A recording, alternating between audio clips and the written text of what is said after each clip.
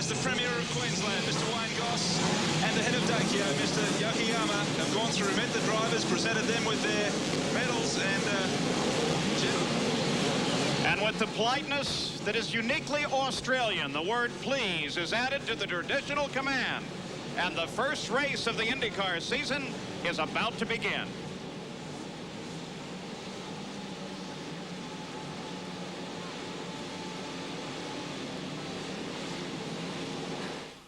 And sand. Surfers Paradise, Australia, where beauty abounds. Today, the roar of the surf is broken by the thunder down under at the Daikyo IndyCar Grand Prix. Last year, Michael Andretti led the field to the green, but Al Unser Jr. quickly moved to the front. Eddie Cheever battled with Michael and moved to second.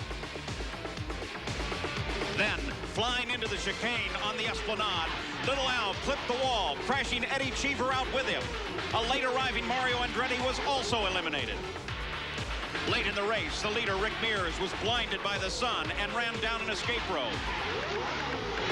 That left the race to John Andretti, the first win of his IndyCar career.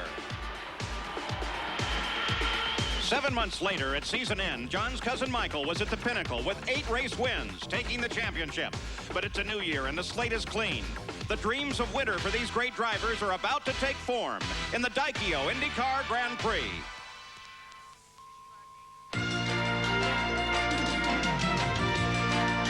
ESPN, the world's leader in motorsports coverage, presents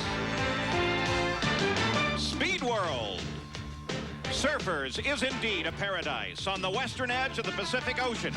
The ocean kisses the soft sand on beautiful broad beaches. Surfers is on the Australian East Coast in Queensland, just north of the border with New South Wales. Hello and welcome to the Gold Coast of Australia. I'm Paul Page. You know, the IndyCar teams have spent this past winter planning, designing, dreaming, looking for that edge that will bring home the PPG Cup, the symbol of the IndyCar Championship. Well, the dreaming and designing is over. We are ready to go racing in the very first race of the season. Now, normally joining me on these telecasts would be Derek Daly, but he is driving in the last race of his career at Sebring, Florida this weekend. So joining us is Indy winner Tom Sneva. Tom, there's some great new technology, some brand new engines. There are. It's fun to see, almost an American tradition, the Ford against the Chevrolet. Those manufacturers going head-to-head in motorsports. I think it's going to be an exciting year. Ford have come up with a package. Basically, their goal was to match the Chevrolet in horsepower, but come up with a smaller package that'll be better aerodynamically. They've met that goal. Chevrolet, on the other hand, had 2 goals in mind. One was to step up the horsepower a little bit from last year's motor, and 2, come up with a better aerodynamic package. They've also done that. So it should be fun to watch as the season progresses. Then we're talking some new chassis as well, new Lolas, new Penske's. Scott Pruitt has a brand new True Sport that is very innovative. And on the pole, Al Unser Jr. has debuted with a brand new Galmer for Gallus Racing. They have, you know, they've got to have some smiles on their faces. They actually started testing last season with this car, but being the first race here, setting it on the pole, they've come up with a much better aerodynamic package. Through their wind tunnel data, they know for a fact that it produces more downforce than last year's Lola, and it has less drag. Now, usually you can't get both those at the same time. You got to give and take, but they've come up with both. So, being on the pole, they've got smiles on their faces. A lot of brand new factors, and the new factors usually make the first race of the season very unpredictable. And the cars are on the track on the first of 3 laps leading up to the start of this, the very first race of the season. And we have plenty of onboard cameras for you. Of course, the defending IndyCar champion, Michael Andretti, you'll be looking over his right shoulder as you watch him work around this circuit. And on board with Eddie Cheever as well. We also have an onboard camera on Bobby Rahal, and that camera at the moment, they're still working on it, but they guarantee us we're going to have some of Bobby Rahal as well. So the entire field is moving out on the course, and we're pretty close to going racing. That car, the helmet you may recognize, is A.J. Foyt, who decided after he got here that he would join this race. Now, let's take a look at the starting grid, brought to you by Die Hard. On the pole with a new track record is Al Unser Jr., starting alongside with his new Ford Cosworth Power, Michael Andretti. In the second row, the 1990 IndyCar champ, Emerson Fittipaldi, and two-time IndyCar champion, Bobby Rahal. In the third row, a three-time IndyCar champion and four-time Indy 500 winner, Rick Mears. And Mario Andretti, the 1984 IndyCar champion. Eddie Cheever, also with Ford Power, is in the fourth row, along with Scott Pruitt with a new car and a new Chevy engine. In the fifth row is Scott Goodyear with a new team and new Chevy Power, and the 1988 IndyCar champion, Danny Sullivan. In the sixth row, the defending champion of this race, John Andretti and Scott Brayton. Gregor Fiotek is in the seventh row, driving an A.J. Foyt's number 14 and Tony Bettenhausen. Fabrizio Barbaza and Ted Prappus in the eighth row.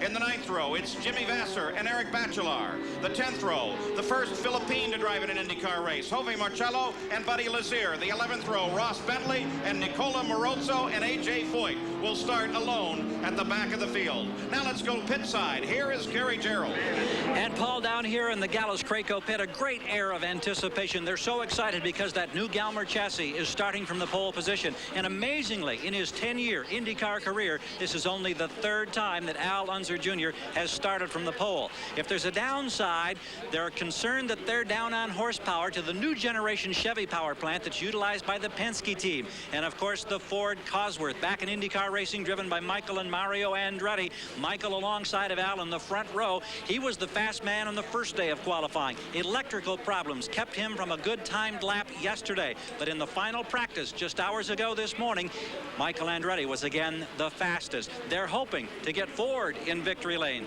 after they return to IndyCar racing from an absence of some 20 years. Now, further up pit road in the Penske camp, let's go to our colleague Jan Beekes.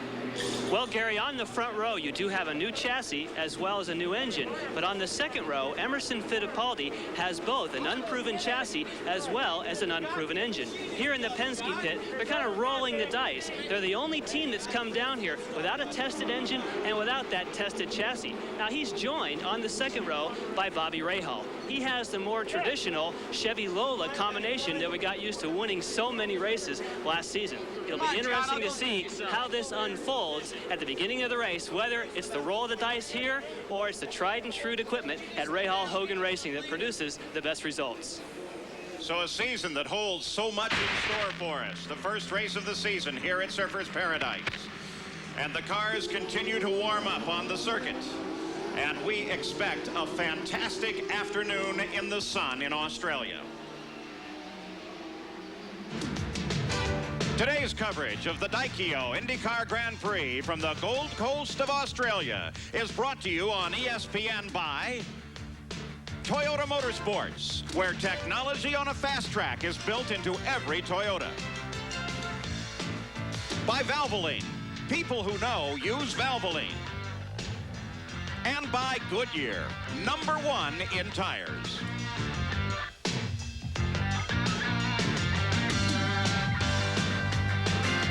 Still on the pace laps, you look over the shoulder of Michael Andretti, the defending champion, on the front row. This is a temporary circuit, Tom Sneva. It runs along the beach, but it is beautiful. Well, it is, Paul. Gorgeous views from a lot of places around the racetrack.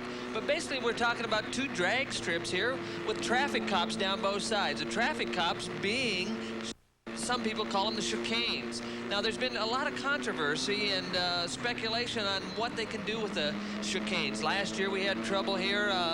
A lot of the leaders taken out in one of the chicanes, and they've tried to improve upon that. They've opened up the vision into the chicane on the back straightaway that caused most of the problem. I'm not sure that's helped. It's given the drivers a false sense of security. They get in too hot, and it gives them trouble on the exit of the chicane. Again, a concrete tunnel, two straightaways. The chicanes cause the brakes to be a very big factor that we're going to see later on in this race. All right, as they move toward the start now. Weather forecast for the day, well, there is the possibility of showers, and from time to time you do see some sprinkles of water on Michael Andretti's onboard camera. And what's on the line today? Lots of money and lots of prestige as they come off the final turn looking for a green flag.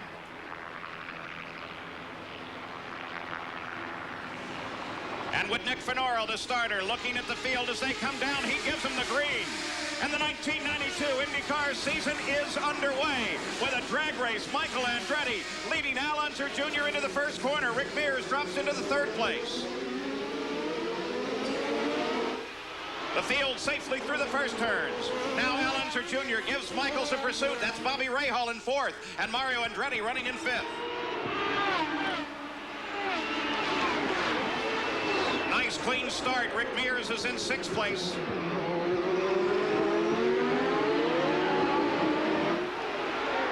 Now for the first time, they turn onto the Esplanade, the roadway that runs right alongside the beach. The Pacific Ocean is only a couple of 100 yards over to their right as the battle for the lead is underway. Looks like Al, Paul, wasn't happy with Michael getting the jump on him in the start. He's all over him right now. Well, the Galmer car that Al Unser Jr. drives, of course, he put it on the pole, but he did so with a setup that was very, very loose. I'm sure he can't race with that setup. Well, I don't think so, but you saw them both come onto the back straightaway there, and they both threw the car sideways, so they're not being real gentle with the cars early in the race, that's for sure. It's one of the things we've certainly seen in the practice here is they are really able to manhandle the cars and pitch them around. Whoa, you saw Emo in the background of that shot just about lose control of that auto. It looks like it's slippery for all of them. Fittipaldi got it sideways. Michael kicked the back end a little bit as they came off the corner before that. And, of course, the situation here in a tropical area is you can have a light shower in one section of the track and the sun shining in another. And the real problem I would think that would create for a driver is you're not sure what you're going to find. Well, you're not, and so you got to tiptoe your way around that situation. But it'll be interesting to see if it's going to be a factor later in this race. Well, Gary Gerould is pit side. Gary, it seems like it's pretty slippery out there. Paul, I have to wonder if it's not because of the shower. It's sunny right here in the pits, but yet rain is falling. And in fact, a lot of the teams are already getting the rain tires close to the wall in case it becomes a much harder downpour. It's just spitting, but it is consistently moisture falling from the sky at this time. Well, Gary Gerould, while we have you on the line, the indication was, in fact, we saw it, Danny Sullivan on the first lap he took on this course put rain tires on to cure them. Do you think any of the other teams did that? I have not seen that be the case, Paul. And there you see the rain, a kart safety vehicle from Michael Andretti's onboard camera. But, of course, under the rules of kart, they can continue racing and are doing so, though they are all racing at the moment with the slick tires. And if that rain would continue and this course would become damp, then you'd have to have some rain tires pretty quick. Yeah, I'm not sure who's all prepared for rain tires. You see Michael get rid of one of the tear-offs early. This is early to be getting rid of the tear-offs in the kind of race like this. Especially considering he's running in the lead, doesn't have the exhaust of anybody else in his face. No, it's just the weather outside that's causing his problem right now. The order remains static.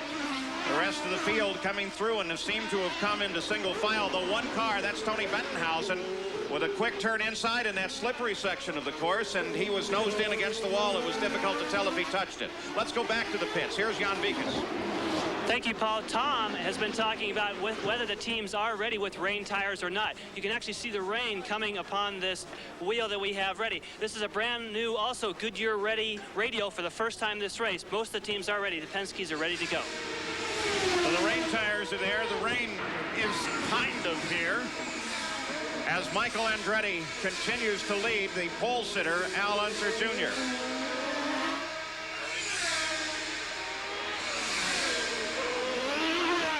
Now, they've been running up on the curbs. You saw that there. And as they got deeper and deeper in practice, Tom Sneva, they seemed to get braver and braver on how far they were going to put a wheel up on the curbs on those chicanes. Well, a lot of times it's show and tell. You know, you got to feel your way around, see what you can get away with, how much of the curb you can clip off without getting the car out of shape. And they've experimented with that throughout the practice session and pretty well know. It's interesting to see here. You can see the new Ford pull away from the old Chevrolet, but it looks like little Al gets into the corner a little deeper. Maybe a little better brakes than Michael at this point. So taking the lead on the start of the race is Michael Andretti. Look at John Andretti as he darts inside of Scott Pruitt to try and grab a position. The race, the first one of the IndyCar season, is underway. Is where it comes from. In the outback, right in the center of the country. This is just south of Alice Springs. And all of that eventually can become a magnificent and beautiful ring. Or a nice little pendant.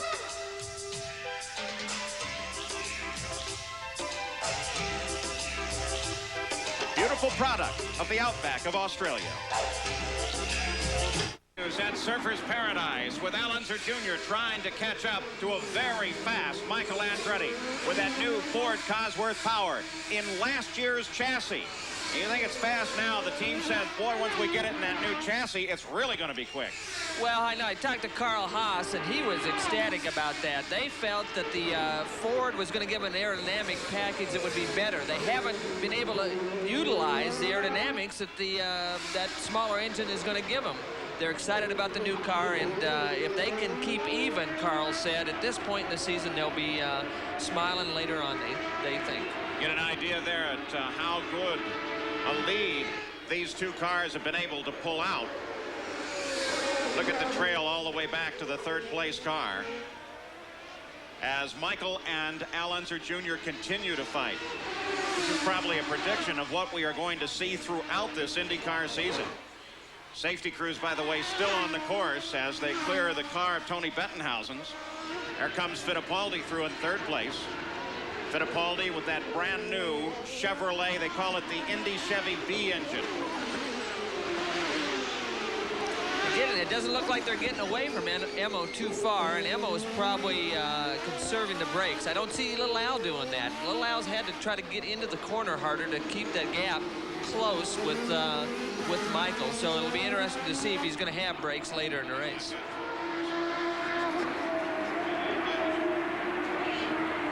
Michael and Al Unser Jr. work around Tony Bettenhausen, so his disabled car, they got pointed straight, and he is back in the fight, though he's just gone a lap down to the leaders of the race. And once again, Michael uses the curbs.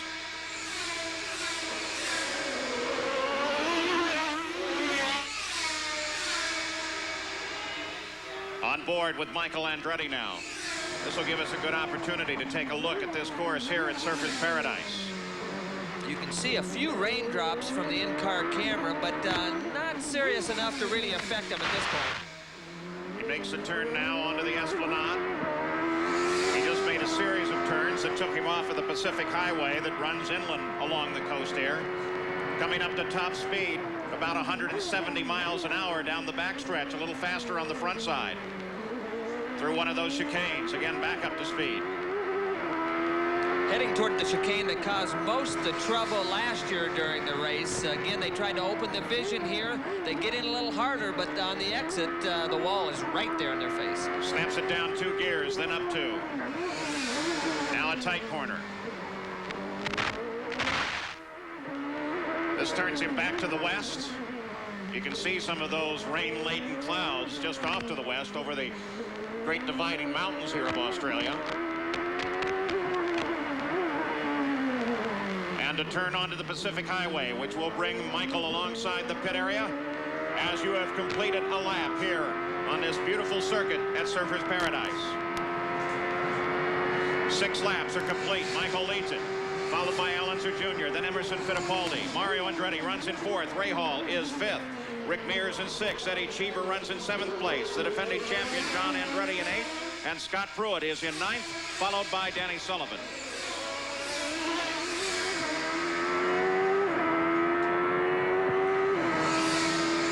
Seems to be that the strategy here in the first race of the season is beginning to play out in terms of let's find out what everybody can do, but for the moment, not put our car in contest until we find out what it's doing. Well, that's what I thought should have been the strategy, but you can see Michael getting off the corner there, and he throws it sideways, so they're using up most of the car early in the race. No one else in contest as Michael begins to inch away from the second place, Al Unser Jr.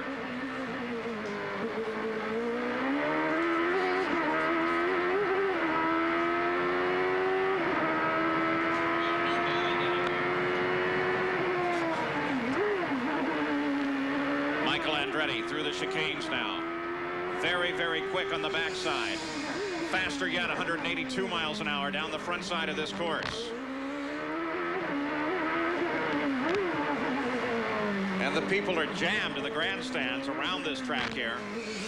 Beautiful circuit, well prepared. The second year that they have raced here at Surfers Paradise. Paul, you can see they've tried to resurface parts of the racetrack here to smooth it out, but you can still see Michael's head bob around quite a bit, showing the stiffness of the chassis in this in the Indy cars. First, second, and third. Michael, then Little Al, then Emerson Fittipaldi. You can see the relationship right there. As again, Little Al begins to close down, and it looks like Fittipaldi is beginning to make some headway. I think Emo is coming. He sort of felt the car out and maybe full of fuel. He wasn't quite as quick as the other two, but as they're running the fuel out, Emo seems to be coming towards the front. Well, as Michael leads it, John Andretti's crew has indicated that they want to bring their car in, the defending champion, and replenish that car. And there is John Andretti in the pits. Change of all 4 tires. So what's that tell us? Well, I'm not so sure. They're not putting on the rain tires, so that isn't the problem. It's too early to be a normal pit stop. They've got some kind of adjustment they're trying to make. I didn't see too many chassis adjustments attempted to be made, so he just might have had a tire going down. Well, John was pretty well holding his own in 8th place. Here is Mario Andretti. He runs in 4th place. You get a glimpse of Bobby Rahal just behind him, and Rahal on board now as he closes in on the great Mario Andretti. Well, I love to listen to those engines as they power up down the backside here. Well, they're having to use all the gears available. They're 6-speed transmissions. They're shifting about 60 times per lap, so that's over 4,000 shifts before this race is over. All right, let's go down pit side once again. Gary Gerould. And Paul, it was a flat rear tire for John Andretti. That's why the unscheduled stop. They're frustrated. Now they've got to try to earn it back on the racetrack. But a flat rear caused that early run into the pits.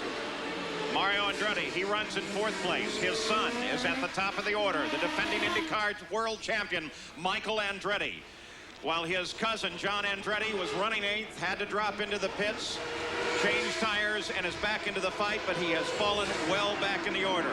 Al Unser Jr. runs in 2nd. Emerson Fittipaldi is 3rd. We'll be back. Australia, Emerson Fittipaldi, the 5 car, runs in 3rd place, but he has been inching his way forward to try to catch up to Al Unser Jr. In fact, just seconds ago, Tom, he was right there. Well, he is, and again, with a new car and a new engine combination, Emo's probably been feeling his way around early in the race, but I'd say this is a good sign that he's this close at this portion of the racetrack. Let's go pit side, Gary Gerould.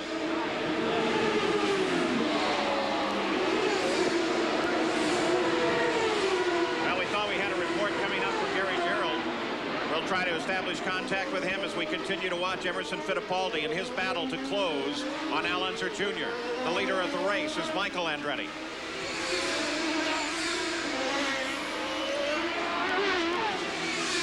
Again, Paul, with the new Penske car, you can see the Formula One technology in the front aerodynamics, the wing, the anhedral wing design on this car, very similar to the new True Sport car.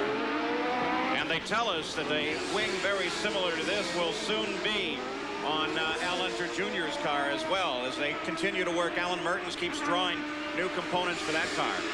Well, it's amazing what they can do with the wind tunnel knowledge that they have. They can simulate so many things with the computer now that they almost don't even need a full-size car in the wind tunnel. They've got computer programs that are just fantastic, and they learn little things that make big differences in the speed of these race cars. The leaders now thread their way through. What Gary Gerould was trying to report to us was there is a report now out of Al Unser Jr.'s pits that Little Al got on the radio and said that it seems that Michael is a little down on horsepower on the long straightaways. Now, is that a product of gearing? Is it the new engine, or is Michael in trouble? What do you think? Well, it's hard to say. I would say they have to be a little conservative this early in the season with a new engine combination. They're probably not testing the engine to its full capability. They want to make sure they finish, and reliability is a big factor. And I guess we need to clarify that one. What Little Al is telling them is apparently Little Al is down on horsepower. Gary Gerould, are you with us now? Yeah, Paul, we want to clarify that situation. The radio report as we got it was that Al was saying Michael was pulling him on the straightaway, meaning that Al is down on horsepower, and that plays right into what we had anticipated. He has the 2nd generation, as it turns out now, Chevy power plant. It's not the newest one. They figured they were down on horsepower. We've heard different reports, as much as 40 to 50 horsepower less. That would appear to be the case based on that radio report that we got from Al's cockpit. Well, the battle continues at the front of the field. You see first, second, and third. Michael, then Little Al, and then Emerson Fittipaldi. 10 laps are complete. Mario Andretti runs in 4th place, and Bobby Rahal runs in 5th. Let's go to the pits again. Jan Beekes. When you're talking about Michael Andretti pulling away from Al Unser Jr., remember that in order to make that more horsepower, they have to rev it to higher RPM. When you rev it at higher RPM, you use more fuel. Now, unless the new Cosworth Ford has better volumetric efficiency, they're going to have to back down on the revs. Many of the teams, like here in Bobby Rahal's organization, they couldn't get a good fuel mileage reading this morning because the beacon that they used for the telemetry wasn't working. But now over here you can see they're fast on the computers trying to figure out what kind of mileage they have. Most teams thought there'd be a lot of yellows, but now it's staying green. Fuel economy can be real important. So in the Rahal pits, they continue to monitor their volumetric efficiency. That kind of means how fuel and air goes through the engine, right? Well, that's basically what it means. You know, they have to get so many miles per gallon to finish this race. They don't have an unlimited supply of fuel. And that new Ford, it's reported that it turns over 13,000 RPM. So it's going to use some fuel, and mileage could be a factor. And that is the kind of good information that we expect out of Jan Beekes. Remember, not only is he an IndyCar driver, he also is an instructor at the Jim Russell School of Driving, and he knows all those great words like volumetric. So at the front of the field, it's Michael Andretti with Al Unser Jr. closing in just a bit. Emerson Fittipaldi comes off the corner in 3rd place. 12 laps are complete. There are 2 new engines now in the Indy cars this year. Of course, the Ford Cosworth XB and the new Indy Chevy V8B engine. In this track fact, Jan Beekes takes a look at these power plants.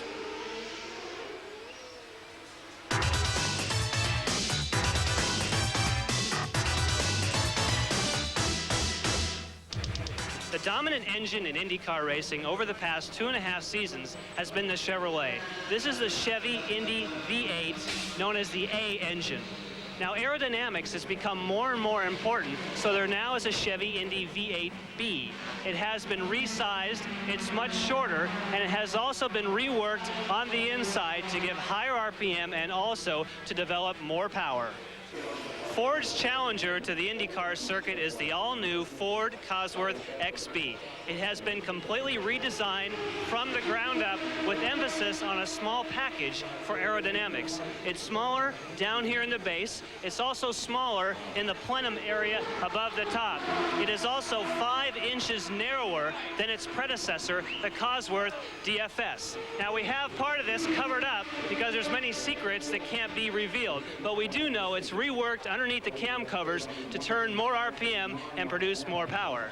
The Chevrolet engine has always been strong with reliability. The Ford has already shown a lot of power in preseason testing, but this season will show about the reliability of the Ford Cosworth XB.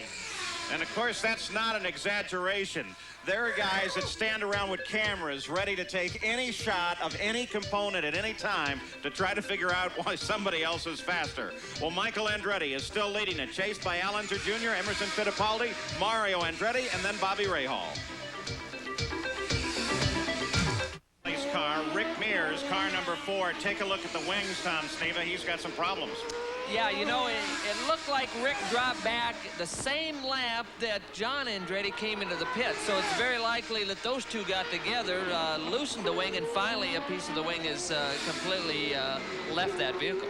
Well, John and Rick Mears were running together on the course, but now Rick Mears has to struggle with this problem. Though it's never quite as serious as it looks with the front wings. We saw Al Unser Jr. win a race with one wing just propped all the way up at right angles to the ground. Well, Paul, especially at these street circuits, aerodynamics aren't as key as they are at a high-speed oval like Indianapolis. The corners are very slow, and as you go through the corners slow, obviously aerodynamics aren't as big a factor. So I think that's why it might not even hurt, and sometimes it helps the car if it loses some front end down the course. Let's go down. A report on Rick Mears. Here's Jan Beekes. Paul, we just checked on the computer here in the Penske pit, and they have a window to stop from lap 19 to 23. They have a monitor as well as radio communication. They know that he's lost the wing. They are probably going to hint on the early side of coming and bringing him in so they could dial some more downforce into the front of the car to take care of that. But they're not planning on making a stop now because they don't want to miss that fuel window. They still want to make it on 2 stops. Well, 15 laps are now complete. For a second there, you got a glimpse of Barry Sheene, the great motorcycle champion, who is now working as a commentator for Channel 9 Australia. And he is trackside here, as is Jack Brabham, Sir Jack, the great world driving champion. The Australian version of AJ, Alan Jones, is here. He lives in one of these buildings on the edge of the course. You got a flickering light on Michael's indicator. That's the fuel light. Well, it's very possible that's the fuel light. The window's still a little ways off for a normal pit stop, but again, that's that new Ford engine with high RPMs. It might not be getting the mileage they were hoping for. I would think that if I was Carl Haas in the Newman Haas pits or one of the team managers, that I might be real conservative if that light flicks on. Well, especially this early in the season, they're not sure what could happen with the Ford Cosworth, how much it'll pick up, and they don't want to run it out of fuel because that's hard on a motor that's turning 13,000 RPM, and all of a sudden you stop feeding it fuel. They don't like that. 16 laps are complete. The scheduled distance, 65 laps. Here at Surfers Paradise, Michael Andretti continues the lead as he flashes over the line, completing lap 17. Al Unser Jr., then Emerson Fittipaldi, Mario Andretti, Eddie Cheever, Bobby Rahal, Scott Pruitt, then Danny Sullivan, then Rick Mears with that wing problem. Let's get an update on that now, Jan. Well, what it is, Paul, it turns out that he did make contact with another car. The teams feel that it could possibly have been Tony Bettenhausen. They're not sure, but it was from contact from another car going through traffic. Now, we had speculated John Andretti simply because they were running together on the circuit, and then John had to come in with a flattened tire. But we saw Tony Bettenhausen with a little half spin early in the race, and he's gotten back into the action since then. Yeah, but I don't think Tony was behind that group when that should have happened. So the corner workers should have been indicating to Rick that Tony was in the racetrack sideways. I don't know if it was Tony or not because they would have had a whole lap to prepare to get up to Tony. On board now with Eddie Cheever as he works around the circuit. Car number 9 running in 5th place. And one car off by the edge. And looks to be Ted Prappis. Driver out of the car, but is smoking back into the car might indicate that the engine is done in that machine. Yeah, that's the new Chevrolet. They had their, not the new Chevrolet, the old Chevrolet that they were, giving their right arm to try to get. It's an engine that might be obsolete by the time the season's over with, but they sure wanted it last year. Well, we'll confirm the identity of that car. Difficult to tell. It had the bright day-glow colors like Prappis's car has, but it looks to me that Prappis is still active on the circuit as we watch Eddie Cheever. Formula One driver for a decade, now in the Indy cars, enjoying himself. At the front of the field, it is still Michael Andretti. And Al Unser Jr. chases Emerson Fittipaldi, runs in 3rd. Beautiful day now. Showers seem to have gone away at Surfers. Of course, Australia, famous for this little guy, the koala bear. And, of course, they call him Aru here, the kangaroo. Down on the south coast, you can see plenty of seals. Australia is without question a most beautiful land, this wonderful world down under, with these kind of beaches. A magnificent country. The Indy cars are here. His first stop of the season, Jan Bikas is there. And they're taking a look at the front wing. They're going to try and dial some more into it. They decided not to change the wing. They have a spare standing by. He's underway. So Rick Mears makes it in and out of the pits. He was in 9th position when he came in. Interestingly enough, just ahead of Rick as he came in was Bobby Rahal, who has been falling steadily backwards. One car. This is Gregor Wojtek as he brushed the wall as he learns about the Indy cars. Well, in brushing the wall, he must have lost brakes or steering or something because he just drove it straight off. Yeah, I think he was trying to slow it down and use the wall as a cushion to try to get that car slowed down. And Al Unser Jr. makes his first stop of the year. Here's Gary.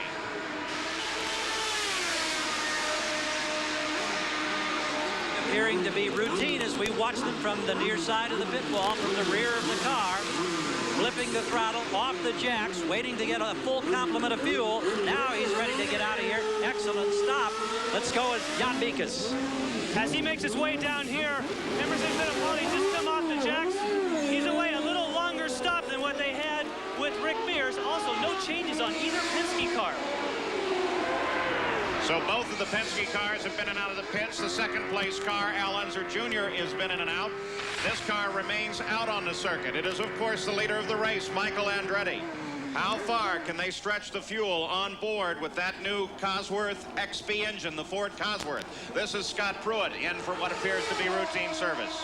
It does. It was interesting to note Rick Mears and the RPM he had to keep in the motor when he was just sitting there getting the tires changed. A lot higher than the old Chevrolet when they're in the pit. So I don't know if that's an electronic problem they're worried about or what it is. I wondered, it almost sounded like a throttle was stuck when he first came in. Well, it did. I doubt if that's the case. It just might be the electronics and needing to know that the engine isn't going to die on him. So we wait for Michael Andretti to make his stop. Let's get an update on Bobby Rahal. Here's Jan Beekes. Yes, Paul, Bobby has been in and out. A quick stop for Bobby Rahal. Very interesting at this end of the pit lane. Very few changes on the cars. So they must be able to. Let's go back to you, Paul. We're on board with Bobby Rahal, and here comes Michael Andretti for his stop. Gary Gerould? And indeed, the butterflies for this pit crew, the first real test of a brand new season, being challenged and met right now. We're looking to see if they make any adjustments. None at the front. They clean some debris out of the right radiator entry side pod. Fuel hoses disengaged. 15.5 seconds. That's about 2 seconds slower than Unser's stop. Let's see what it translates to on the racetrack. So Al Unser Jr. on the main stretch. As he flashes over the line, Michael Andretti pulled out. And we'll see how they come into position as they come down to the end of the road.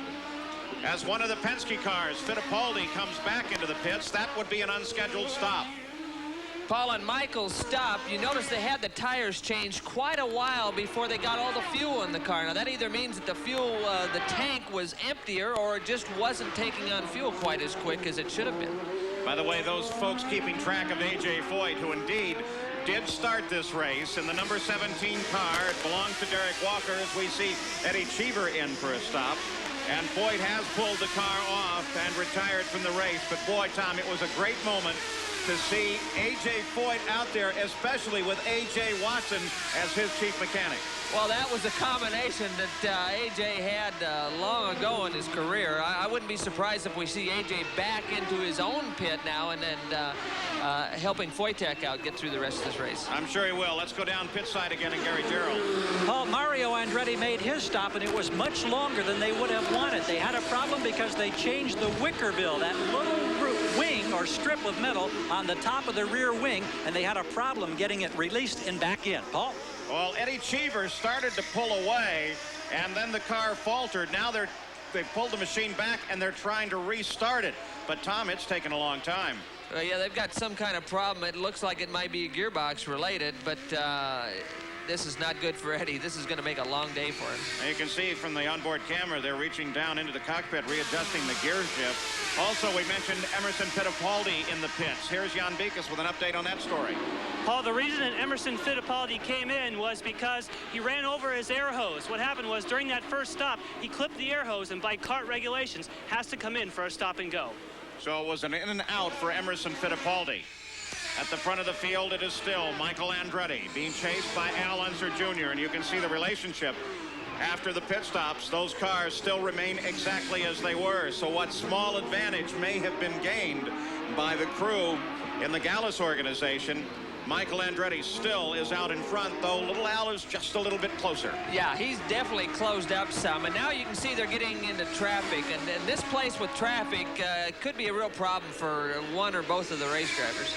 Young Buddy Lazier in the Fabrizio Barbaza there in the 30 car as Michael comes up behind him, and I think Michael expected that he was going to get past on that one. Well, Barbaza's a good IndyCar racer, and he isn't going to give ground unless he has to. Barbaza finally lets both first and second place pass. You get a good view of the chicane there. And Michael Andretti, of course, in his mind, he lost the single point given for pole position. That went into the hands of Al Unser Jr. And Michael would like to lead the dominant number of laps in this race so that he can pick up the point for leading the most laps. So right now in the championship fight, it is Al Unser Jr. who is leading the points, but look at little Al. Now he begins to mount a charge, and it looked for a second like he might make a move on Michael, but it looks like he got a little hard on the brakes too. Well, he might. You can see they just went around a Scott Brayton on tow behind one of the safety vehicles, and that can be a real problem for these drivers out there. That big vehicle going a lot slower than the race speed can be a real hindrance to the race driver. All right, an update on Eddie Cheever's situations. Gary Gerould is now with Tom Anderson. Yes, Paul, Tom Anderson, the team manager. What was the difficulty for Eddie? Oh, and Danny Sullivan. Excuse me, Gary Gerould, but Danny Sullivan lost it, got it sideways. Here comes Mario Andretti right up on top of Sullivan. Sullivan was running in 4th place, and so as Mario came up, it became a battle for position. Yellow flags came out, and Danny Sullivan was able to keep it going, but Mario was able to inch his way past. Now, perhaps we can go back to pit side once again. I'm sorry for the interruption, Gary Gerould. Tom, we apologize for the interruption. Tell us again what happened with Eddie. Gary, right now it looks like the best thing we can guess is that the clutch release bearing is sticking on the spigot shaft and not allowing the clutch to come back. We'll have to come in next time. He should be okay while he's running now. He'll just have to not use the clutch when he's shifting. Thank you very much. You know, whenever you come to Australia, one of the first souvenirs you buy is a hat. I don't think Al Unser Jr. intended it that way. Look at the left front wing. Well, it's a problem for Al, but just think about the poor guy that's going to get sunburned all day. The sun here is so very, very hot. Everybody has those nice cowboy-style hats to keep the sun not only off the forehead and the nose, but the ears. Nice, warm, tropical sun in a beautiful area, the Gold Coast of Australia. And there is why they call it the Surfer's Paradise. Beautiful Pacific Ocean waters, a nice sloping beach that creates waves like that, and the surfers love it. There you see the Gold Coast. It is beautiful here, and unlike so many beachfront areas, it's not jammed with people. There are a lot of people here. They are signaling that they are slowing down on the circuit. This will give Al Unser Jr. a chance to lose that hat at the front of the car. This is the 26th lap of competition. Johnny Rutherford is driving the pace car here. Looks like Al is either trying to stretch that arm and hand or trying to signal somebody. Now, yeah, Michael figured it's working, so he got a hat of his own. It's quite a collection they got going. That gold car in 3rd position, though not on the course, is Jove Marcello. He's that Philippine who is driving in his first IndyCar race. And there is where Michael picked up his hat. Well, it looks like it might have came out of the pace car, so some dolly in the pace car is not a real good friend of Michael at this point. Or, if it's working for Al Unser Jr., maybe it's going to help Michael. They both have hats now attached to the left front nose wings of the car. Tony Bettenhausen makes what appears to be a routine stop under this full course yellow, the first of the season. There are the 2 hats.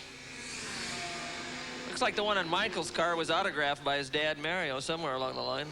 The rest of the field works its way through. You can see Ted Prappis in the action. Let's go pit side again. Scott Pruitt's day. A report from Gary Gerould. Well, Paul, unfortunately, the high hopes of this team, the True Sports team, and Steve Horn and the crew watching a monitor back there, but we understand Scott came to a halt on the backstretch. They think it's a transmission-related problem. It's been a short, uneventful afternoon, unfortunately, for this team here at Surfer's Paradise. Too bad for True Sports, because with their new Chevrolet engine, they have the power that they've wanted. And a beautiful new car Don Holliday designed. He's going to stay with the team for a couple years now, so you can expect to see a whole line of development there. Really a pretty car. Did you see it with the cowlings off? Yeah, I did, in fact, and a lot of attention to detail on the aerodynamics. But I'll tell you, it's a surprise to see a gearbox failure in that car. They've got the transverse gearbox, similar to the Penske gearbox, and more people were concerned about the new Lola and the gearbox in that car maybe being a bit of a weakness, and not in the True Sports car. Let's go down to the Penske pits now, and Jan Vikas. Well, during that caution flag, 2 things happened. One was that Scott Brayton came in and retired also with gearbox trouble. And also Rick Mears came in to top up with fuel. Roger Penske said, well, I just wanted to make sure I got it topped up. Then I'd have a bigger window later on. I did it without losing a position. Always thinking that, Penske. It's a big part of racing is the strategy you can use. And if you've got that gap and you're aware of when the yellow's coming out, you can take great advantage of the situation. So we are under a full course yellow as they get Scott Pruitt's disabled vehicle off the course. Slows the field down, puts them behind the pace car. Michael Andretti is the leader of the race. In second place, Al Unser Jr. Emerson Fittipaldi is third under yellow, then Danny Sullivan, then Mario Andretti, then Bobby Rahal, then Rick Mears. Those all underneath the yellow flag. Now, of course, to come across the ocean to Surfers Paradise is a long haul. The IndyCar teams had to make that transition. And Gary Gerould now takes a look at how it's done.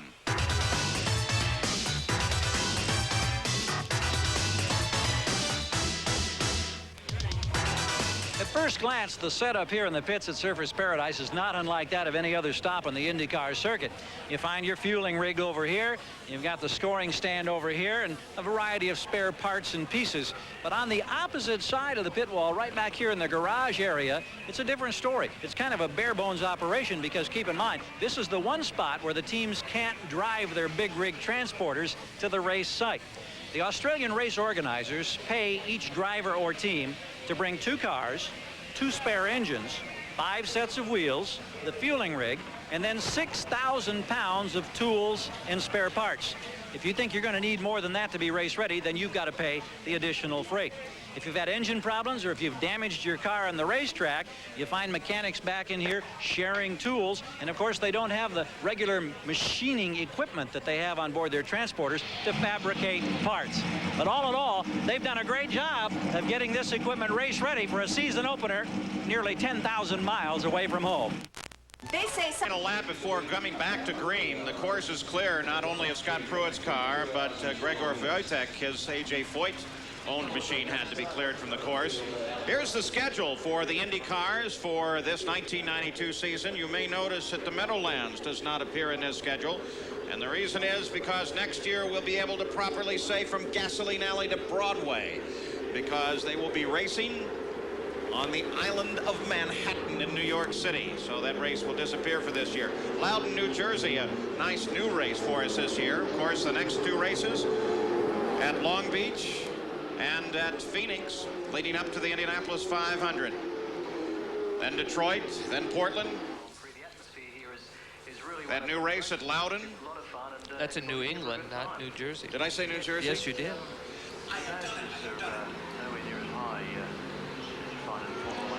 So the field now lines up behind the pace car. And let's go to the pits and Gary Gerould. Scott Pruitt has made the walk back to the garage area. Is this problem related to the gearbox problem you had in the test session on Friday? Well, no, it's a totally different problem. Something happened in the final drive. You know, he came down here with high hopes and the whole Budweiser True Sports team, and it's kind of frustrating to fall out this way. I thought we were running real strong, keep our nose clean, and wanted to come home with a good, strong finish, and unfortunately we didn't. Well, we wish you better fortune. We'll be following you down in Phoenix, of course. Thank you. All right, Scott. Paul? Scott Pruitt still with the opportunity for a really great season ahead as they figure that machine out. He is a very strong driver. He is. He's got all the talent that's necessary to be a top-notch IndyCar driver. Pace begins now to pick up with Michael Andretti still in the front of the field after the first stops and the first yellow of the year. And there's the green flag. Down the Pacific Highway, chased by Al Unser Jr. The battle continues at the front of the field. Fittipaldi sits there in third. Looks like Vassar made a good move on the start to get by and get a position at that point. That light-colored car, Jim Vassar, the Stars and Stripes machine, he darted out, made a move. You can see the Little Al's decided to keep his hat. Fittipaldi chases. There's Jim Vassar. And Little Al looks for racing room to the inside of Michael Andretti. Vassar's actually made the biggest move in this race. I think started about 17th up to about 10th at this point. Vassar with a magnificent run. He runs at the front of the field, but of course, he is not in the order at the front. He's a lap behind, but still he's trying to keep up with those leaders. tell you, the big news for that yellow flag situation was for Emerson Fittipaldi. He had the stop-and-go penalty on his pit stop. He lost 8, 10, 12 seconds, but with that yellow, he was able to close up that distance that he lost by the penalty, and now is right back in the hunt. And of course, both the Penske cars made 2 stops during that session. That gave them an opportunity to have a little more fuel in the tank when they came back to the green flag, so they can go a little deeper into the race. Yeah, that's just good strategy. It didn't hurt them track position-wise, and now they've got a longer window. They can go farther until they have to make that next stop. Both Fittipaldi and Al Unser Jr. closing right in behind Michael Andretti, whose car continues to dominate the run here, but Al Unser Jr. seems to want a challenge at every opportunity now. 30 laps are complete as we approach the halfway point of this 65-lap event here on the Gold Coast of Australia. You can see how little Al really closes the gap getting into the corner. Again, the brakes or the balance in that car enables the car to get in the corner a lot deeper. Again, he's complaining that he loses Michael on the straightaway. That new Ford has got some horsepower. Fight for the lead continues. Nothing changes in the order behind the leaders. This is where the battle lies. And you're on board with the leader of the race, Michael Andretti.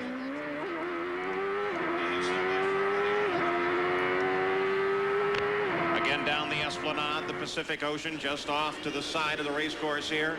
Michael Andretti, of course, will spend this entire season defending his PPG championship. We asked him if he was more comfortable defending than chasing one.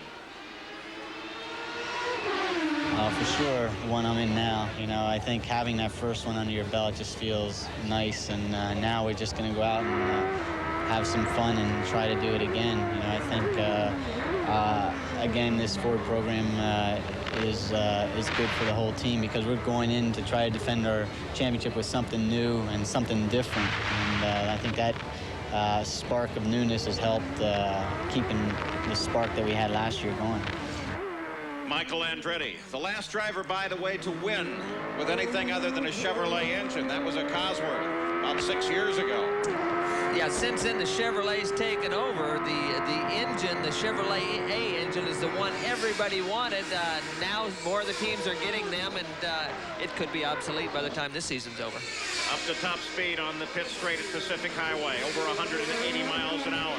That spreads out first, second, and third, but now through the corners they begin to close in. And Michael Andretti has really been using the curbs to get around this course.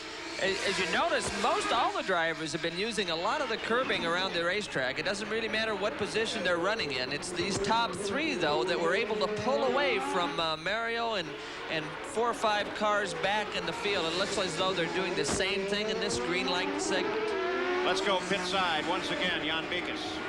Paul, you and Tom were talking about gearbox failure. We've had 2 cars that have gone out already. This is the 92 gearbox. They have flipped the gear stack. In other words, now, instead of first gear being back here, first gear is up here, being a larger gear. They did all that just for aerodynamics. But some of the teams have had a problem with this gearbox. This is a gear from Scott Goodyear's car. He had complete gearbox failure in the warm-up session this morning, and you'll notice he's out in the spare car. So some of these teams that have the 92 Lolas are a little concerned about the gears, because they're special this season, and we have to yet see if all the 92s will have gears to go the distance. And the twin yellow flags come out once again at the start-finish line, indicating a full course yellow. Boy, if my gears look like that, and I thought that there might be some sort of design flaw, I'd be worried. Well, it's again doing everything they can aerodynamically to try to make the car better. They changed the order of those gears, putting the big gears in front so they could taper up the gearbox at the back and make it more aerodynamic. Reason for this full course yellow is a quick spin by none other than Scott Goodyear, who was having such a nice day running in 9th place leading up to the spin. So we are back under a full course caution as the field will line up behind the pace cars, and we'll slow the pace here at Surfers Paradise.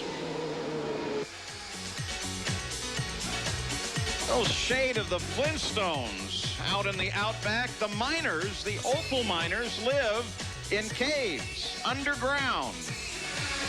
Looks like pretty good digs, I guess you'd call them. And nice comfortable temperatures. Not a whole lot of upkeep. Don't have to paint the outside of the house. Australia, a most beautiful and unusual land. Course caution. Let's give you the rundown now. With 33 laps into the record book, Michael Andretti is the leader of the race, followed by Al Unser Jr., third, Emerson Fittipaldi, Danny Sullivan in fourth, and Mario Andretti runs in fifth. In sixth place, it's Bobby Rahal, and then Rick Mears. John Andretti runs in eighth. In ninth place, Eddie Cheever. Jim Vassar runs in 10th place, then Ted Prappis, then Fabrizio Barbazza, Ross Bentley with a nice run. Scott Goodyear had his problems, of course, because he is the reason for this full course yellow that we have right now. And then Tony Bettenhausen, as the field circulates this course, lining up for what should be a return to the green flag and full speed racing once again. Our Valvoline race recap. Michael Andretti has led all laps to this point, and if he can get one more on the car, he will pick up the additional point for leading the most laps in the race, and will then be tied with Al Unser Jr. in the championship, with 2 points having been awarded, one to each. There have been 2 cautions for 6 laps, and the car is out of the race. Of course, A.J. Foyt, Eric Bachelard, Gregor Wojtek with a flat tire, Scott Brayton with transmission problems, and you saw Scott Pruitt out just a moment ago. As now we come back toward the green flag on the Pacific Highway, the pit straight here at Surfers Paradise. And back up to speed they go as the green flag comes out, and Al Unser Jr. mounts a challenge on Michael Andretti. But Michael, hard on the brakes going into the corner, gets there first and keeps Little Al back. Little Al had a great run on him, but Michael can get the car into the corner about as deep as anybody in this sport. And of course, when it's wiggling around like that, when he's all over the brakes, you don't really want to poke your nose alongside. No, there's not too much room for error, but Little Al's putting a little pressure on right here. Fittipaldi runs in third place, but that fight for the lead again separates just a bit. Danny Sullivan, despite his half spin earlier, you can see him. One car separates Sullivan and Fittipaldi, and Sullivan runs in fourth. Danny maybe has been able to make a few adjustments to get the car up. That looked close getting into that chicane. Whoa, Little Al was going to try, came down to the inside, but Michael slapped the door shut. Slapping the door shut, it got Little Al's attention. He lost a couple car lengths at that point. A little momentum lost as Al Unser Jr. falls back now. Fittipaldi with Eddie Cheever just behind him, but of course, with Eddie's problems, he is not running on the same lap with the leaders. Back at the front of the field. I think Little Al at least got Michael's attention, because Michael now seems to try to pull away. He doesn't want Little Al up that close to him. Well, it's interesting, when they come off of yellow or the start of the race, when the tires are cooler, it looks like Little Al can get a bit of a run on him. But then as the tires get heated up, both having the same amount of wing in the car, it looks like the horsepower gets away from him. Michael Andretti flashes across the line and picks up the point for leading the most laps the race, now past the halfway point. So there is a 1-point even tie in the championship. Michael Andretti and Al Unser Jr., they have battled this way right from the green flag through 2 caution periods. And it is a battle of engines as well. The Ford Cosworth XB sitting up in Michael Andretti's car, and of course Chevy Power in that new Galmer chassis. Al Unser Jr. there.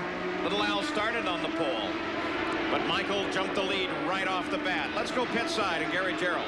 Oh, we just got a quick word with Rick Gallus. He's always the colorful one. I said, are there any concerns? He says, we're always concerned when we're not in the lead, but they like the way the car is balanced. They're hoping to get to lap 47 or 48 before their final pit stop. There's some smiles and a lot of optimism down here as they stalk Michael Andretti. Well, I would think that they would more than like it. They have to be more than pleased. A brand new chassis and performing that well here. Of course, Michael has a brand new engine, and it's running perfectly at the moment. So the fight continues on the streets of Surfers Paradise with Michael Andretti in front. Battle now between the 6th place Bobby Rahal and Mario Andretti. But the report now is that Michael Andretti at the front of the field may have a problem. His crew is waiting. Gary Gerould? Paul, we don't know much. We just know that the crew went over the wall, and they say he'll be coming in. We expect him, and they say there's smoke from the car. So you can probably tell more from the monitor. He's on the way to you right now, Gary. Here he is. And he comes in with the engine on. Let's see if it keeps it on, and we can see the smoke at the back. Now they dump water. The engine has been shut off.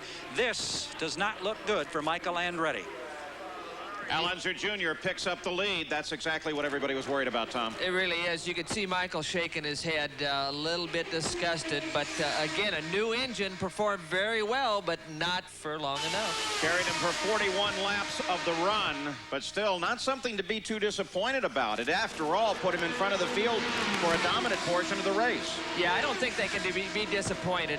First race, they really should have had the pole position. They had an electrical problem in the last qualifying session that probably kept him off the pole. In the race, we heard a report from Al that Michael was getting away from him on the long straightaway, so obviously the engine's got the horsepower. Now they've got to go to work and try to develop the reliability. Michael Kranifus and all the people from Ford are here. There you get a look at that new engine, which will be in a new chassis when they move to the next race at Phoenix, Arizona. Michael staying in the car, I would suspect, well, now that looks like they're going to take him out.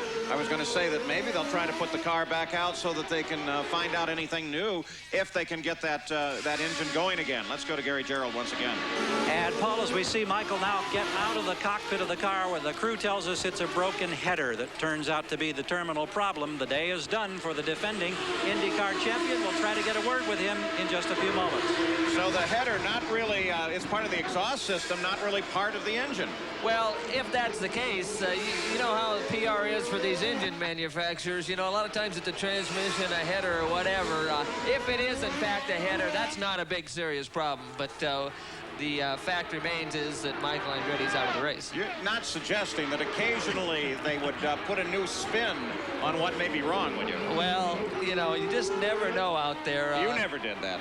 PR seems to be a big factor in these races. If I remember correctly, you as a driver were never at fault for any accidents, too. Well, that's part of the driver's handbook, you know. You've got to have all the excuses. Back at the front of the field, which now is this car, the number 3 machine of Al Unser Jr., but in close pursuit is Emerson Fittipaldi. And by the way, not too far back is Danny Sullivan in 3rd place. Let's go back to the pits. Michael Andretti is with Gary Gerould. Well, Michael, this is not the scene that I know you wanted to reenact. You wanted Ford to be in victory lane for the first time in 20 years. What was that problem? It looks like a broken header, which doesn't have anything to do with the engine. It's just a header. Exhaust pipe broke.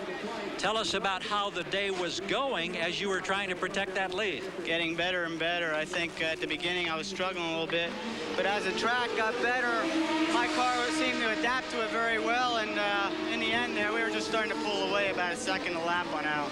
How about fuel concerns? Were you had any of those to face? At first we did, but after the yellows, it was no problem. Well, you put it back in the shop and you get ready for the first oval at Phoenix. We wish you well. Thank you. All right, the defending champion heads for the garage. At the front of the field, you see the interval, 1st and 2nd. Then Eddie Cheever, who is running a lap behind the race, and it's quite a distance back to the 3rd place car of Danny Sullivan. What is a bet? There's Michael's car going behind the wall.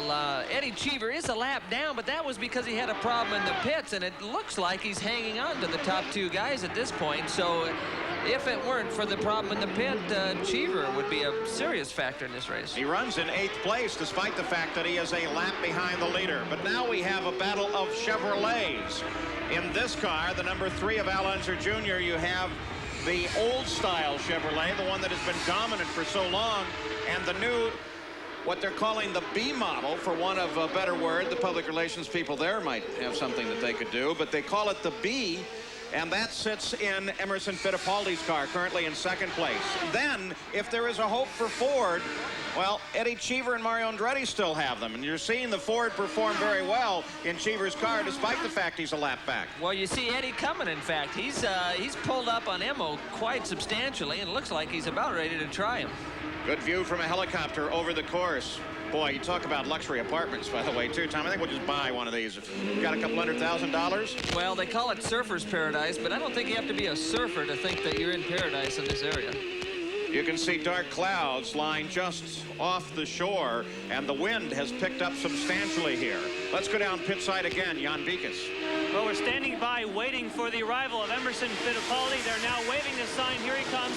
A very important pit stop. He's very close in second position. He told us before the event that after this pit stop, he was going to go for it. He was going to use all the revs of the new Chevy V8B engine. And we already heard that Al Unser Jr. had a problem with that new engine of Michael Andretti pulling away from him. This seems a little longer than we would have for a normal stop. There must be a problem, but he's now away.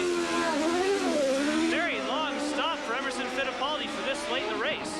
Looked to me like they were trying to make sure they had every drop of fuel in the car. Well, that's the key. What happens is later in the race, you don't have as much fuel in the pit tank. You don't have a big head of fuel to gravity feed the cars as well. So a lot of times the pit stops later in the race will be longer than the ones early in the race. So second place, Emerson Fittipaldi has made the pit stop.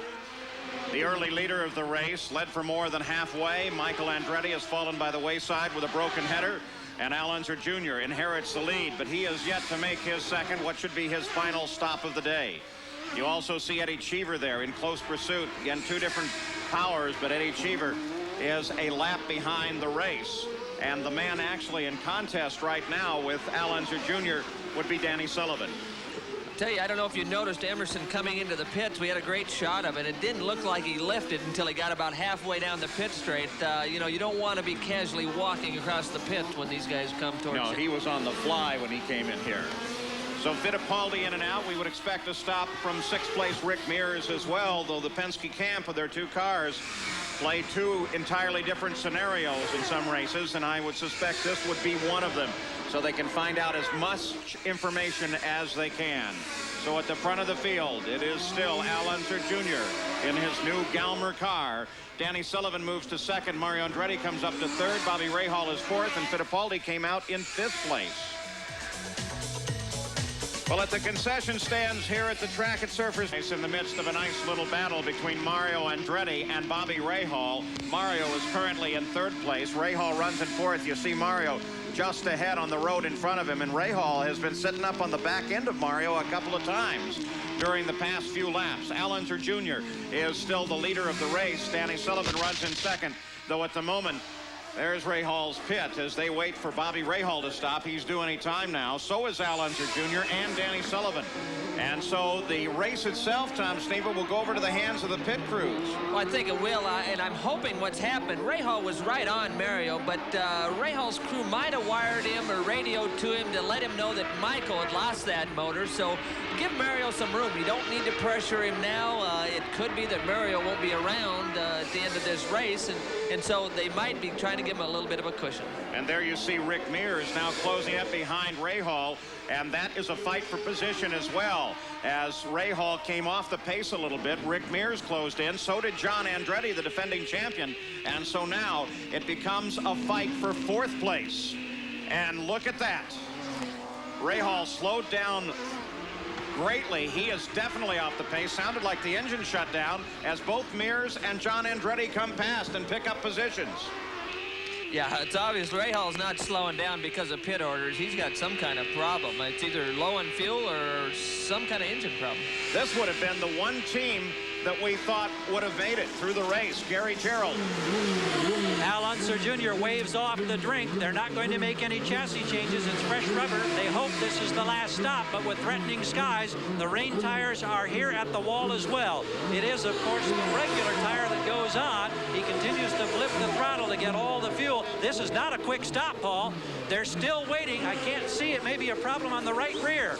Indeed, it is. They struggled with the air wrench on the right rear, Gary. And now we can hear that wrench go to work, and we're past 30 seconds on the stop for the leader in the pits. He may no longer be the leader. But Danny Sullivan was running in second place, and the crew is laid out so that Danny Sullivan can make his stop. Let's go further down the pits to Bobby Rahal's pit in Jan Vikas. Al Unser Jr. flags the flag. Now Bobby Rahal is underway. Bobby Rahal, even with slowing, got right behind.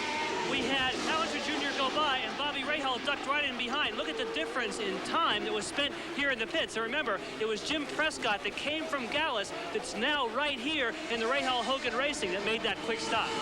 And for the moment, this is the leader of the race. Number 18, Danny Sullivan, the new teammate to Al Unser Jr.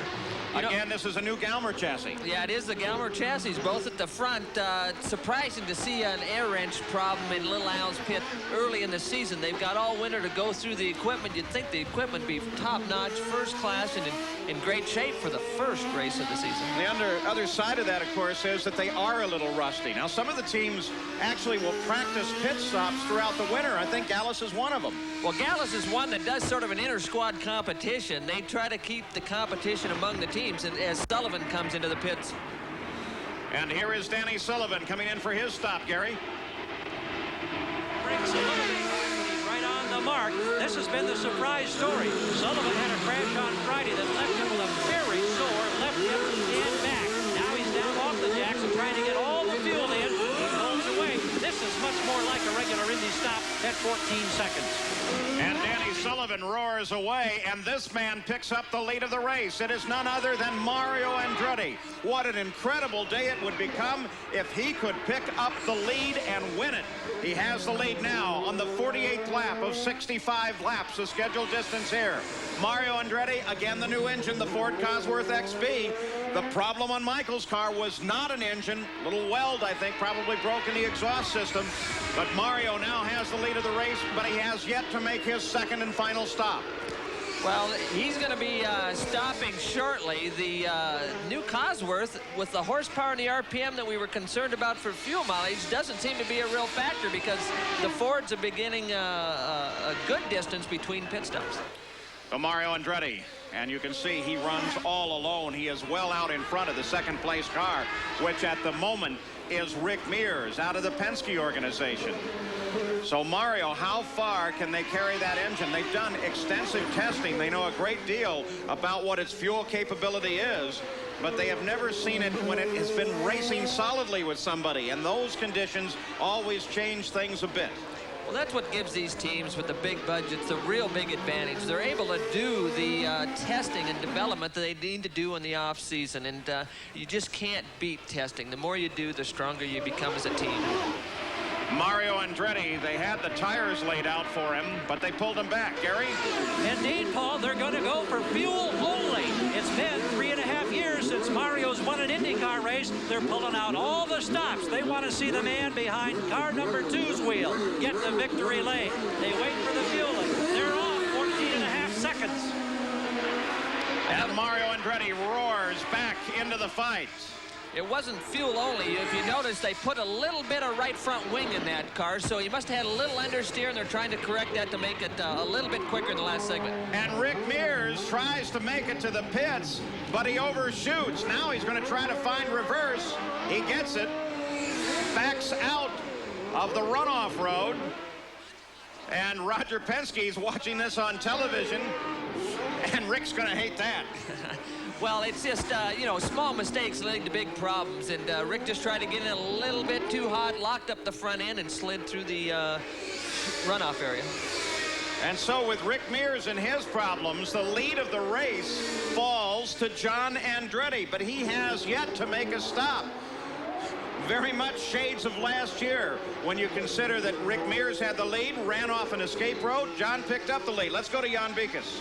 Paul, there's a lot of drama here. You saw that Roger Penske saw it on the monitor. They're getting the rain tires ready. They may have had a call. And remember that Rick Mears had the last pit stop, so he has the latest window. If it keeps persisting to rain here, he could be and take that advantage, the final stop to get the rain tires. They're scrambling, trying to make that decision. Well, Rick Mears was, in fact, the leader of the race, but John Andretti took over, being chased by Danny Sullivan. And look at Sullivan. There's the leader of the race, John Andretti, right now. But again, he is due for a stop, and in fact, the Hall VDS team has the equipment laid out, expecting the arrival of John Andretti at just any moment as he comes off of this lap. And there's John on the pit road. The crew is right there. The leader's in, and it is raining, so it looks like they've got slicks out there. They're not even going to change the tires, so look at the rain in the back. Over on the other side, this is on the Esplanade, and Tony Bettenhausen now must tiptoe Jan Beekes. We're here, and Rick Mears just pulled in, also Emerson Fittipaldi. They are going for rain tires. It's not actually raining right here, but it is on other parts of the circuit. When the track is dry, they have to be very, very careful with these rain tires. So he has to be careful not to light it up too much. There he goes, smoking those tires. He's got to be careful unless it's really wet. There's Vassar with a problem, as look at the rain coming down on the backside. The 30 car belongs to Fabrizio Barbata, and Bobby Rahal, still running on slicks, has really cut the speed down. And the yellow flags come out all around the course. They will put the pace car out and will slow this race behind the pace car. Boy, look at that. Shades, what was the Indianapolis 500 when Bobby Unser won it last? Yeah, but at that point, the race was over. So now, with the double yellows out, look at Mario and Al Unser Jr. tiptoe around, while Rick now has his rain tires. Probably but the yellows are out. Wait, what's Rick up to here? I don't know. It looks like a couple of them are still racing. They're not sure that it's a full course yellow possibly at this point, but this is the toughest condition when half the track is dry and half of it's this wet. Look at that. I guess you could argue as there is Prappas with a quick spin right in the straightaway, probably as he was upshifting. And there is Buddy Lazier. They tiptoe their way around this track, full course yellow. Rick Mears appeared to go around some cars under the yellow, and it is raining all around the circuit here at Surfers Paradise. Said sometime during this telecast? I think we did, Paul. I think if you live in the tropics and you know exactly what happens here, you'll get a squall line of intense rain come through. Usually, though, it clears up and dries rather quickly. If you've spent any time in Hawaii, you would be accustomed to that. Well, these guys aren't thinking dry right now. I guess right before the yellow, we had 6 different leaders on the 6 previous laps up to yellow. But right now, they were looking for rain tires initially. I think they're looking for snorkels at this point. What they are doing in race control, Wally Dallenbach is the chief steward, and Kirk Russell is operational director and everyone. They're going to bring the field around behind the pace car at least one more lap.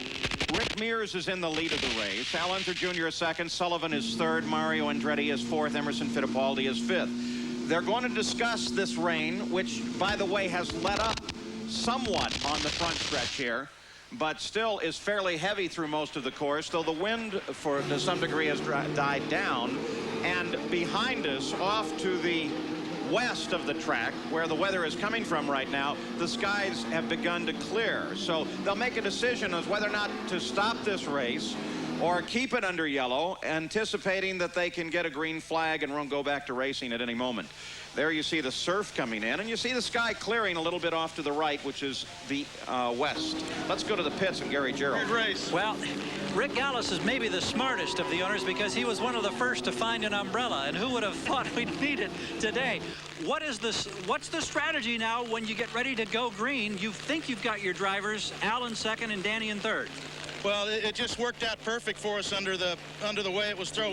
We stayed out one lap, and we were able to come in, and it worked out real good for us. Now we've got to go catch Rick Mears. So, you know, it's anybody's race. You never know in the rain. You don't know how much it's going to dry, Gary. So, unfortunately, we're still running up front after we had a misfortune in the pits here, and then Danny's been doing real good, so we're hanging in there. The problem that you had in the pits, was it the wheel gun on the right rear? Right. The wheel gun broke on us, and I think, I'm not sure, but that's going to happen. We just have to do the best we can. Okay, thanks, Rick. Let's go to Jan Beekes. Okay, we're standing by with Roger Penske. He's talking with some of the people here, making all those decisions like Roger does. Roger, that really helped you. Did you have that larger window to change on the rain tires? You're the first to do so. Right. The other fellows had come in, and then when I saw that it might rain, we stayed out a little bit longer. Then Rick said he spun back over there, slid off, and we just decided to come right in and put the reins on, and we were fortunate. Okay, so that's put you up towards the front, or is there going to be some shuffling if we were going to go back to green? Well, I think he's leading right now. The issue is, can you hold off everybody in the rain? It's going to be a little dicey, I'm sure, because it's been so early on the track, and now we get the water. Okay, thanks, Roger. Well, that shows you how Roger Penske looks ahead, too. He's exactly right. There's been a full weekend of racing, not just the Indy cars here. So there is some oil, some dust down on the track. Now you add rain.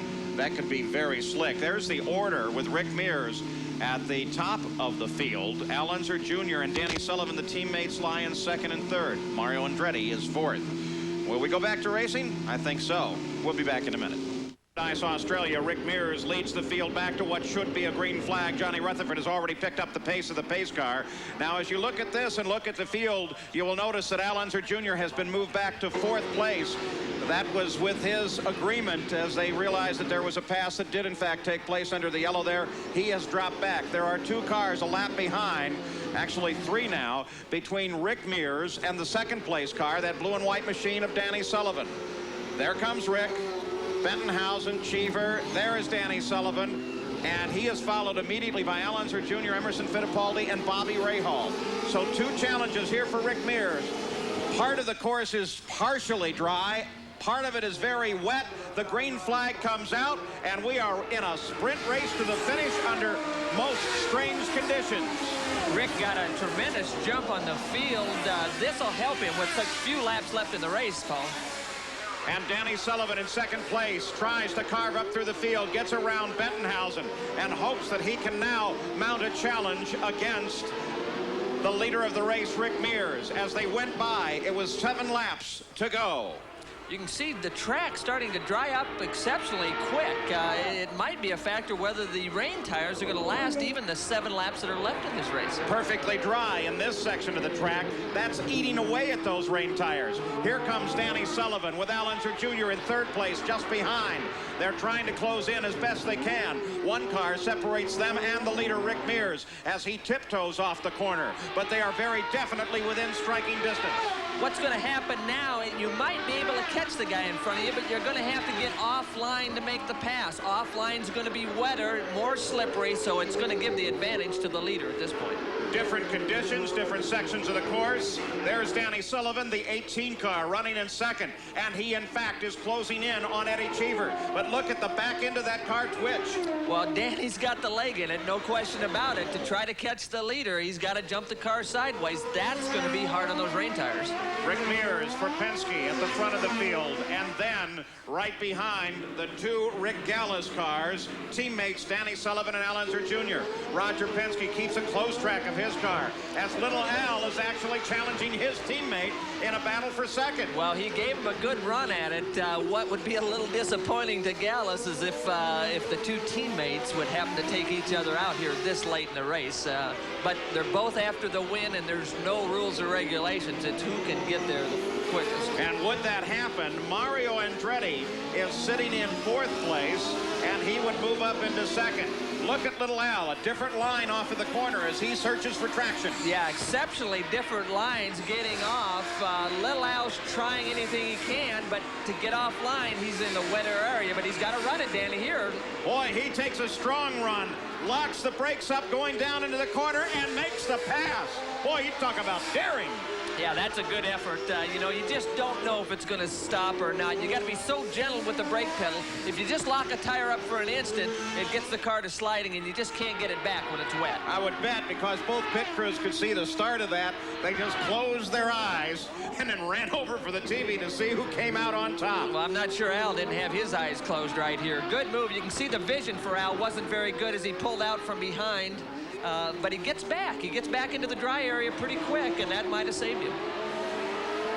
So Al Unser Jr. maneuvers around Danny Sullivan. Rick Mears is still the leader of the race, and he sits 4 seconds ahead of Al Unser Jr. There is Rick, and here comes little Al, the new 2nd place car, followed by Danny Sullivan, then Emerson Fittipaldi with Bobby Rahal making a charge. Paradise, the dry section of the race course. Here comes Al Unser Jr., Danny Sullivan, Fittipaldi, Bobby Rahal, and Rick Mears. Out in front of this field, Eddie Cheever, again, is right there. Look at the back end go on Rick's car. That's what he's got to watch out for. Yeah, he does. It jumped right out. Cheever's putting a little pressure on him. If Eddie can get the lap back and somehow get a yellow, he can, pull all the way around the back of this pack and really help his chances out. Looking ahead from Eddie Cheever's car to Rick Mears. Cheever runs in 8th place, 1 lap behind the lead. 5 laps to go in the run here at Surfers Paradise. Tell you what, Rick's doing a great job for a guy that's not noted to be a great road racer. Little Al isn't closing that gap as fast as most people thought he might. And Eddie Cheever tries the leader of the race, Rick Mears, and Rick very wisely pulls way offline Apparently, he is well aware of Cheever's position on the racetrack, but Eddie Cheever's driving like he was just taking the lead. Well, you know, Rick's aware of where everybody's at, but he can't give up too much because Al's sniffing at the back of that car pretty heavily right now. And look at Eddie Cheever begin to pull away now. He is clearly, with that Ford Cosworth Power, the fastest thing on the circuit, as Rick Mears begins to protect his position with Al Unser Jr. on the charge.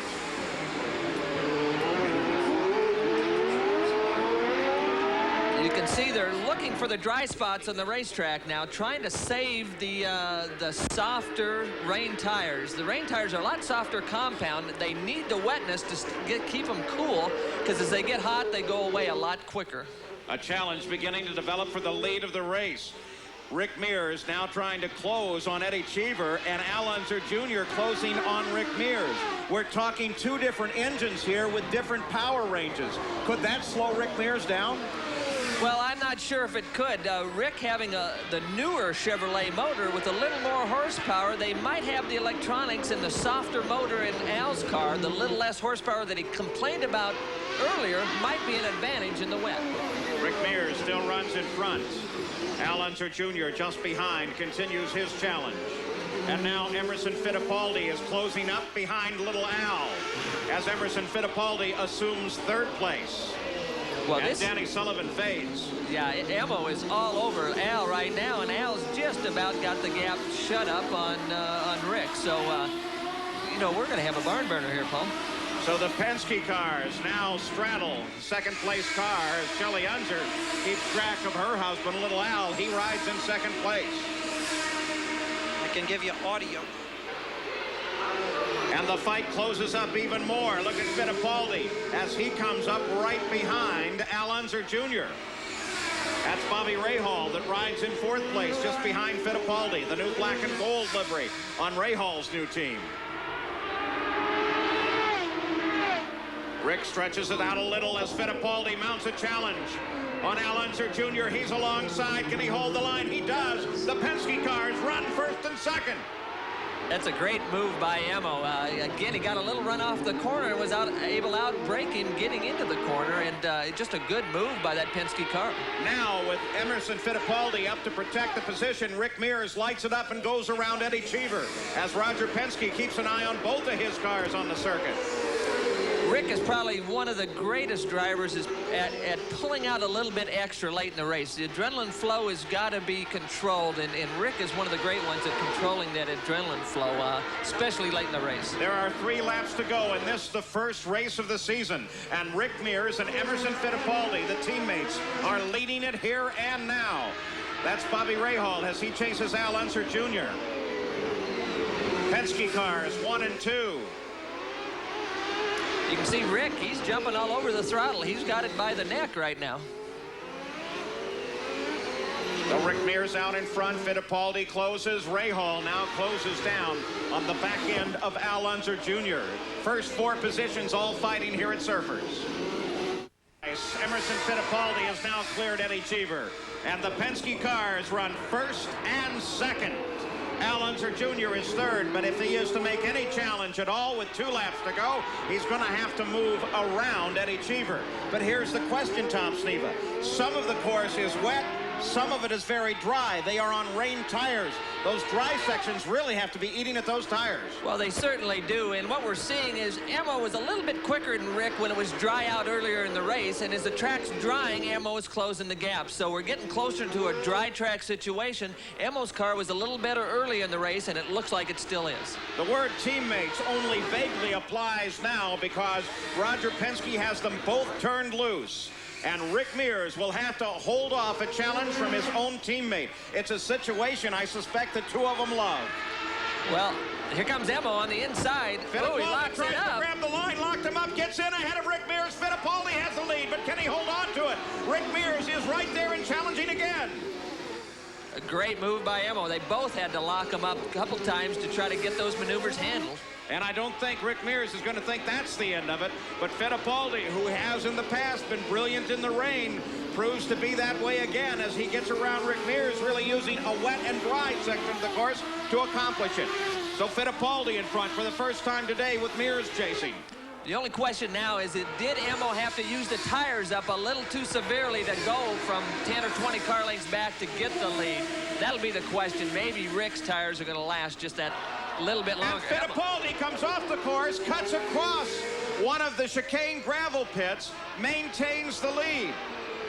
That's what you call getting away with one, Paul. Now, how do they interpret that? They did say, Tom Sneva, that if you improved your position or your time by cutting across a chicane, that they would penalize you. He didn't improve his position. Probably leave it alone, right? Yeah, I would think so. He locks them up, and when you lock up the front tires, you just can't turn the car. Exactly what happened. He got through it pretty smooth, though, and I think he's going to get away with one. Two positions remain the same with Fittipaldi in front. Mears runs in second. Al Unser Jr., the third-place car, is well back. And Bobby Rahal comes around Little Al, and Rahal picks up third place. So Bobby Rahal up to third as Al Unser Jr. continues to fade. I don't know if Rahal's going to have enough time. Look at Fittipaldi as he works around a slower car, Barbazza. This is probably some of the toughest conditions when you got the wet and the dry situation. If you get offline just a little bit, catch a puddle or whatever, just like what happened to Emo, you lock up a tire and it could cause you a serious problem. But I think Emo now, this late in the race, if he can keep it on course, should be okay. So Fittipaldi now with Rick falling back just a bit. Rahal in second place, Al Unser Jr. third. Danny Sullivan sits in fourth place. The two Penske cars, these two brand new Chevrolet engines, the Chevy Indy V8B engine, as they take a look at Nick Fenoro's white flag, indicating one more lap around this 2.79-mile circuit at Surfers Paradise. We suggested at the beginning of the show that these first races of the year are most unusual, and this certainly proves it. It's going to quiet the critics on reliability for the new Chevrolet engine. Obviously, they've done their homework. The Penske car, a brand new engine car combination, and here their last lap, they're running 1-2. It does not appear that Mears can challenge his teammate at all, and so he very wisely begins to drop back as Emerson Fittipaldi out in front. Mears in second.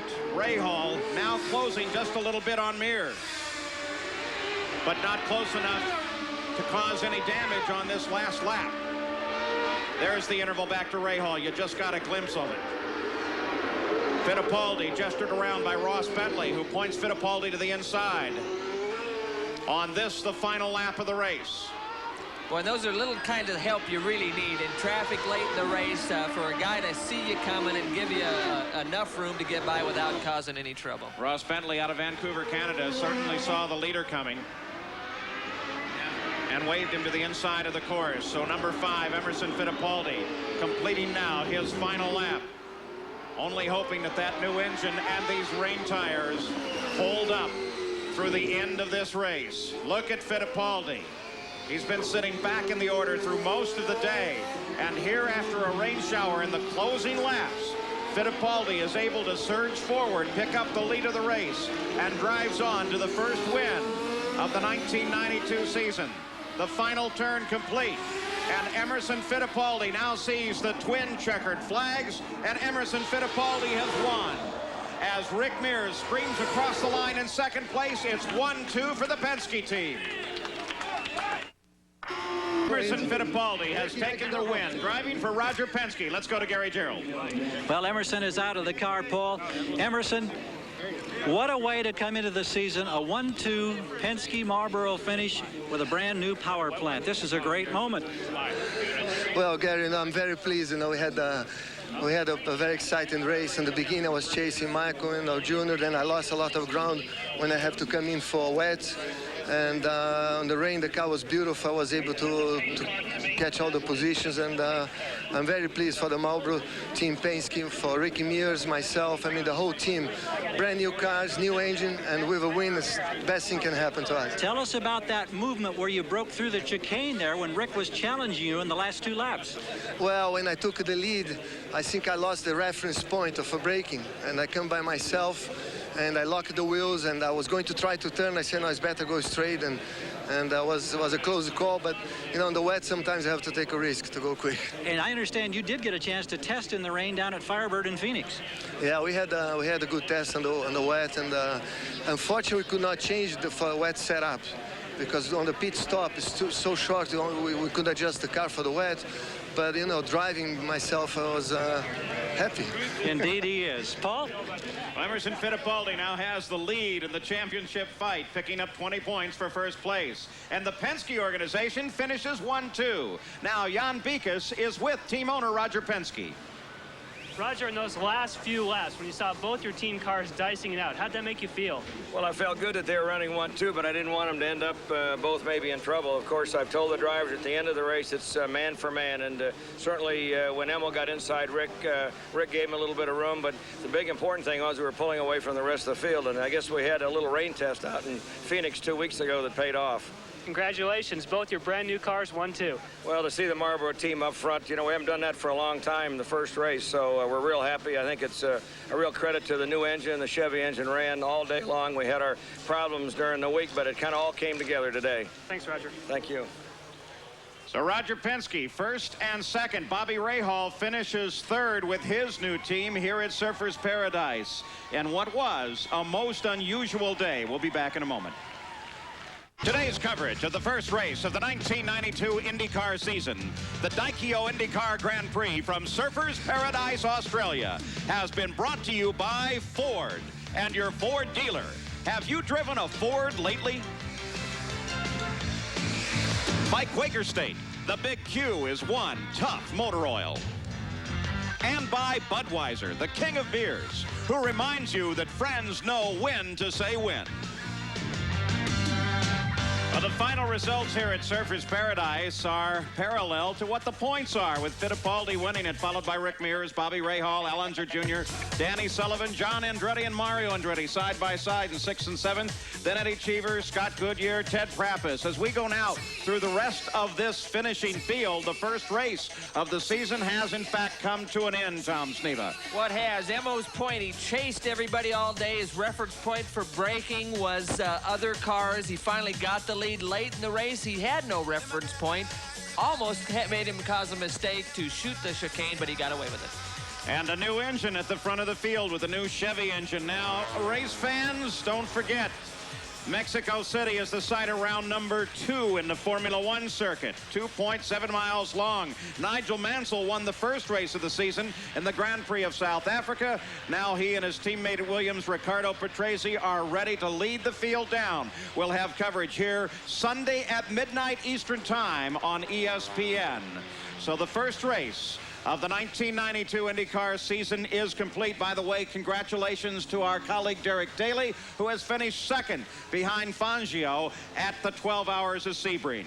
I'm Paul Page for Tom Sneva, Gary Gerould, and Jan Beekes. So long from the land down under.